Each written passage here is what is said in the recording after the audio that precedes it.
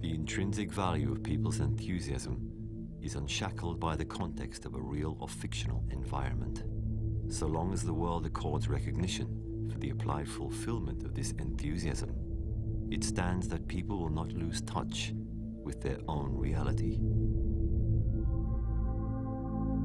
Reality being the foundation of an individual's conventional wisdom is a degree of experience that belongs to that single person. Hence, any such individual reality can be perceived by others as nothing more than mere imagination.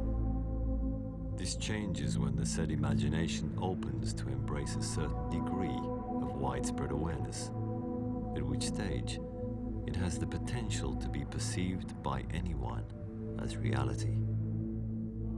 While a sense of fulfillment in a virtual realm can ring hollow, the exact same sensation can be applied to fulfillment within the real world. Just as any attempt to store eternity in digital files, in fact, limits itself to the finite, so reality constrains itself to the biological lifespan of each human being. In the century of great wars and revolution, an ideology that rejected private ownership and focused instead on planned economy as humanity's savior, self-combusted and completely collapsed. However, the opposing, now triumphant free market system nurtured principles that created profound regional disparity, the breeding ground for an escalating vortex of civil strife that embraced the globe and finally became the status quo. An array of ignorant forces, repressed and diminished, had weathered the titanic global struggle between these two greatest systems. But as the contest for ascendancy came to its end, stubborn nationalist tendencies and religious intolerance arose, phoenix-like, with renewed brutality and sordid echoes from the past. When efforts to restore order and reason against them failed, people felt compelled to return to their gilded cage. A society without competition, hence minus development. Stagnation as a consequence of stability. Even so, technology succeeded where religion and ideologies had failed. The immutable issue of ownership and the fair distribution of limited resources was resolved de facto as a direct consequence of the drastic rollback of economic activity. Somewhat ironically, the notion of the simple reproduction society utopia was thus realized, back to back with the advent of a second Middle Age with fixed production activity.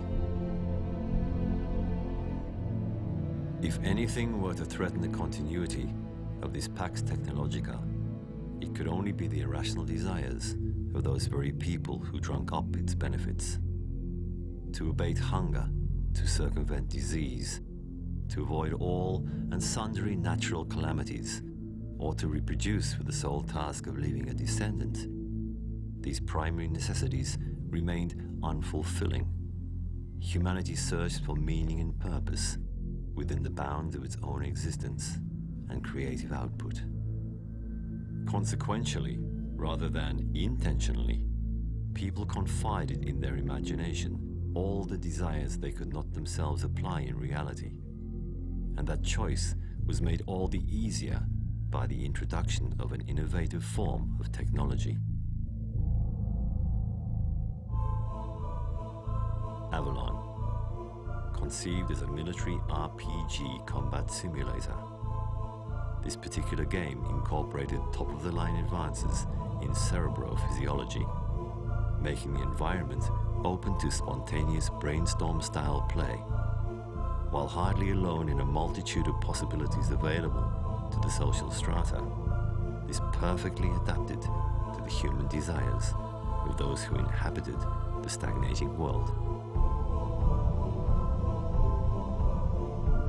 Players needed not to rely on basic acoustic or visual perceptions, since they could instead directly input all of themselves into the game environment via low-frequency wave simulation in the cerebral cortex. Combat could be set within the context of a program game scenario, and the player's passion injected into operative avatars that enacted their expectations and actions, the rewards coming to those worthy thanks to an impartial evaluation system. A limited number of basic rules ensured that chances were to be spread evenly, and unlike the real world, outcomes could be repeatedly challenged. No wonder then that people got hooked on the game. Avalon immediately besotted gaming aficionados around the globe, including a growing number of illegal groups called parties. There was, however, a controversial aspect to this game, in that it proposed a world full of destruction, mass murder, betrayal, and self-serving cynicism. So everybody had to face the truth, the unrestrained yearning for an answer to the meaning and purpose of it all. The essence of humanity most people were looking for found solace in this violent struggle.